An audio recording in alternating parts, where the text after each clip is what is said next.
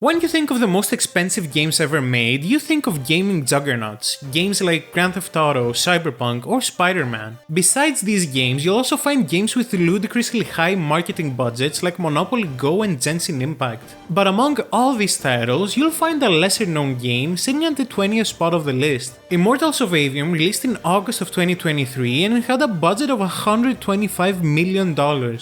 For context, that's more than The Witcher 3 and Half-Life 2 combined. Unlike the two aforementioned games, Immortals of Aveum did not sell well. While we do not know the exact amount of copies distributed, Immortals of Aveum ranked as the 469th best-selling game of 2023 in Europe. For the 20th most expensive to make game of all time, that's disastrous. In this video, we'll be taking a look at Immortals of Aveum, what it did well, where it falters, and analyzing if anything could have been done to prevent this game from failing. Let's check it out.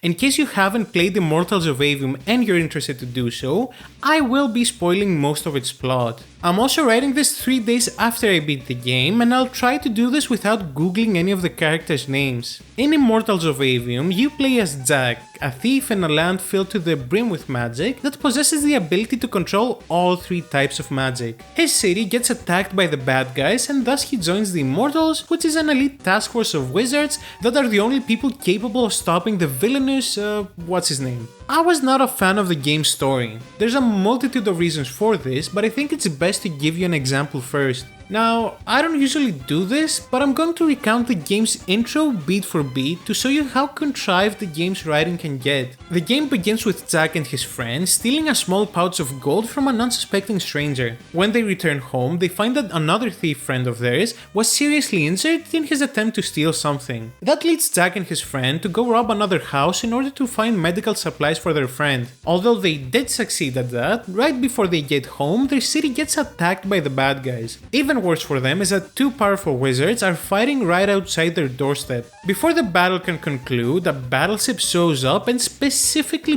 bombs Jack's house with all his friends inside. It's like it almost forgot to give the protagonist character development and returned to finish the job. Jack's friend gets mad at this and stupidly starts shooting the villainous wizard, only to get pushed down a bottomless pit. I'm sure she won't be back as a morally torn villain in the 3rd act. This leads Jack to join the Immortals and lead the resistance against the bad guys. Let's back up a bit. Video games have a distinct advantage over any other form of media. It's usually a lot easier for the player to care about the protagonist because they play as him. However, it's really hard for a game to make the player care for the protagonist's friends. So in Immortals of Aveum, when Jack's friends die, Jack may care, but it's really hard to make the player care for people he's barely met for 5 minutes. It's a very straightforward start to the game and it gets to the point quickly, but it already made me feel disconnected from the plot because I was asked to care about people I just met. I do believe the game would have benefited from a longer intro that allows the player to get to know Jack's friends. The way the game's paced right now, it feels as if the game is telling us, here are Jack's friends, they're dead now, you should feel sad. Assassin's Creed 2 had a very similar intro, but it works there simply because you had the time to get to know Ezio's family before they're killed by the main antagonist. And the weird thing about Immortals of Aveum's intro is that its tone does not match the rest of the story. That's because the rest of the story is a light-hearted adventure where nobody takes anything seriously and is filled with poorly written Whedon-esque dialogue. No, seriously, almost every character feels the same because they talk the same. They all constantly throw around witty banter that doesn't even come close to being funny. I feel like the writer's strategy for this game was writing as many things as possible, hoping something would land. But it's unbearable. You meet characters that should not be exchanging witty banter and they still do so. You meet the leader of a supposedly cannibalistic group of monsters that hasn't had any contact with humans in centuries and he still talks the same as everyone else. You can talk? Can you? What do you mean? What do you mean? Yeah, I don't understand.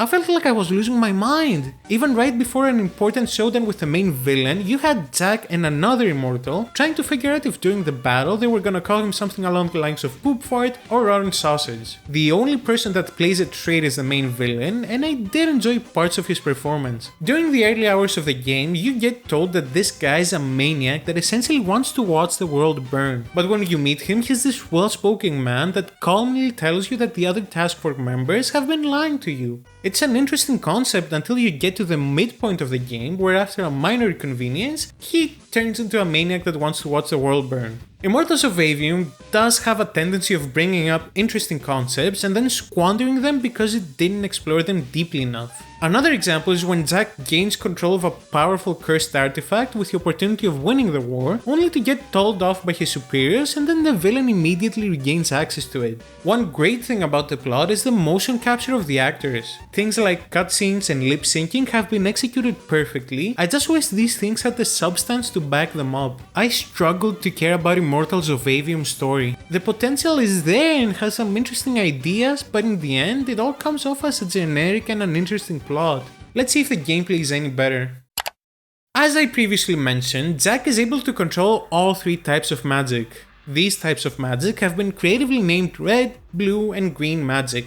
I prefer to call it shotgun, sniper, and SMG magic because this game is absolutely a first-person shooter. The game's director, Brett Robbins, previously worked at Sledgehammer Games, which are known for their work on the Call of Duty franchise. When Robbins left Sledgehammer, he formed Ascendant Studios with the goal of creating a first-person shooter set in a magical world. As you can see, instead of guns, people use gauntlets that allow them to fire magical projectiles through their hands. This is something that Ghostwire Tokyo also did recently, and I have an issue with this style of gameplay. Firing from your hands is just not as satisfying as using a gun, and I think this comes down to immersion. A big part of what makes games fun for me is that I can get lost for minutes at a time into what I'm doing. When you're holding a controller and your character is also holding something, it's a lot easier to convey that feeling to the player. You don't actually believe you're carrying a firearm, but it's easier to suspend your disbelief when your controller starts rumbling alongside the visual and audio feedback you're getting. My problem with using your hands as guns is that I know exactly where my hands are and they're not shooting magical bullets. Maybe this is just a me thing, but it definitely impacted my experience. Moving on to the actual gameplay, it's mediocre. It's completely functional, but I feel like there were some missteps taken during its design. My main complaint with the game is that most enemies feel very spongy. You're supposed to be this elite wizard warrior, but all enemies need a lot of hits to die. This doesn't even make the game hard, just boring. Shielded enemies can be doubly annoying. Supposedly, they employ a shield that is weak to a certain type of magic. What this game doesn't tell you is that other forms of magic do virtually no damage,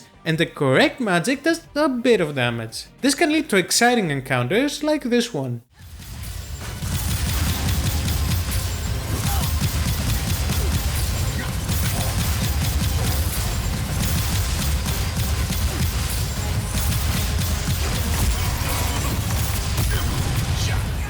And I know the game has spells that do more damage, but they're based on a limited resource and I kept them for when I really needed them. I feel like something that could have helped the game out is having more enemies with less health or having them have an explodable weakness like in Doom Eternal. Doom Eternal also has spongy enemies, but they have a distinct weakness that when exploited, dispatches them quickly. Immortals of Aveum had that system in place, but didn't go all the way with it. The funny thing is that in cutscene action looks fantastic. You're seeing these powerful wizards one-shotting most enemies with finesse, and when you return to actual gameplay, you need 15 bullets to take out a random goblin. The gameplay gets stale quickly and is anything but fun. Immortals of Aveum's upgrade tree doesn't help matters either. You can either get stat increases to the damage of your magic, which is as exciting as watching a Gareth Southgate-led team play football, or defensive abilities that trivialize gameplay. By the end of the game, I had a full damage reducing shield that recharged every time I dodged. I wish the same amount of thought had gone to making offensive abilities as interesting as the defensive ones. Immortals of Aveum also wants you to explore a few relatively small areas using the abilities you gain to open up new paths. This is mostly fine, but what struck me as odd was the game's art direction. Yeah, the game is graphically impressive, but that's some of the least impressive art direction I've seen. Everything looks so drab and generic. This just highlights how important strong art direction is in a game. Elden Ring has less graphical fidelity than Immortals of Aveum, but looks stunning due to its incredibly strong art direction. And this kinda sums up Immortals of Aveum. It's a new IP, sure, but it doesn't offer anything new or interesting to the table. Something that is interesting, however, is the aftermath to the game's release. We've already talked about how the game sold poorly. To his credit though, the game's director Brett Robbins spoke to gamesindustry.biz about the game flopping. Before going into what he said, it's important to note that Robbins' studio was picked up by EA Originals. EA Originals, from my understanding, picks up indie game studios, gives them funding, and publishes their games under the EA umbrella. It's actually something admirable from a publisher that has adamantly fought back against single-player games. Some pretty solid titles have released under the EA Originals banner, like It Takes Two, A Way Out, and the recently released Tales of Kenzera Zhao, which wasn't my cup of tea, but it was received positively in general. Immortals of Aveum was originally supposed to be an indie project, but EA picked it up and gave Ascendant Studios a budget of $125 million. To give this developer this much money, they obviously had a lot of experience in developing games. Let's take a look at that list.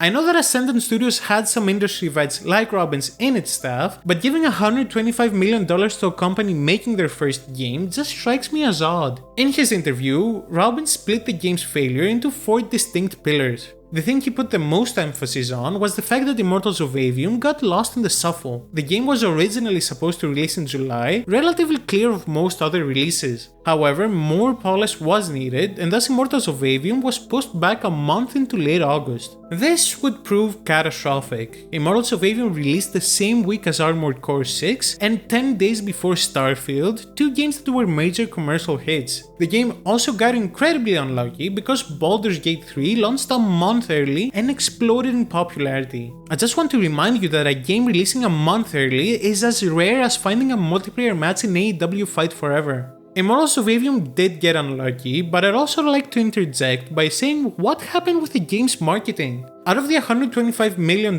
budget, 40 was dedicated to marketing. Where did they market the game? Did they market it exclusively to Cambodia? I remember being bombarded by Armored Core and Starfield trailers, but I barely remember Immortals of Aveum releasing. I'd also willingly bet that a lot of you watching this video hadn't heard of this game before or forgot that it existed. A game doesn't have to be good to succeed. Case in point, Starfield. The game had 10 million players at launch day and it was even more boring than Immortals of Aveum. This game could have succeeded, but the marketing just wasn't there.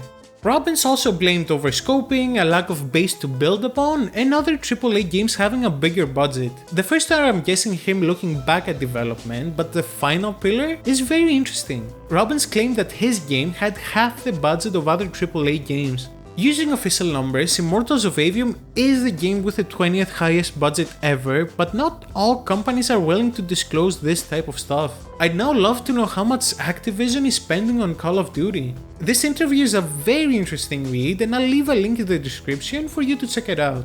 Robbins would close on a high note, saying that this was just the start for his studio and that more, better games would be coming.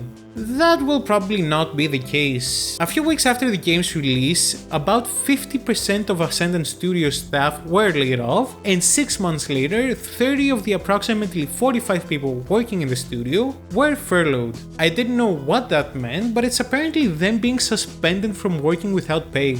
I don't feel like I'm qualified to talk about this kind of thing, other than to say that it sucks. It sucks that great studios like Tango and Arcane Leon were shut down for no apparent reason. It sucks that even though they released a mediocre game, Ascendant Studios will never get a chance at redemption. Some of the best games ever are sequels that fixed everything wrong about the original. Immortals of Aveum could have been turned into a success story, but I guess we'll never find out. And that's the story of Immortals of Aveum. The cynic in me wants to say that EA wanted to use this game as an excuse to say that new IPs and single-player games don't work and that we should all buy more microtransactions, but that's not true. This probably is a case of a small studio going in over their heads and under-delivering. Just the same they won't get another shot. I hate to end this video on such a downer, but yeah, that was my analysis of Immortals of Aveum. If you want to see how an actual sequel can turn a franchise around, click this video to watch my analysis of the Alan Wake franchise. See you in the next one.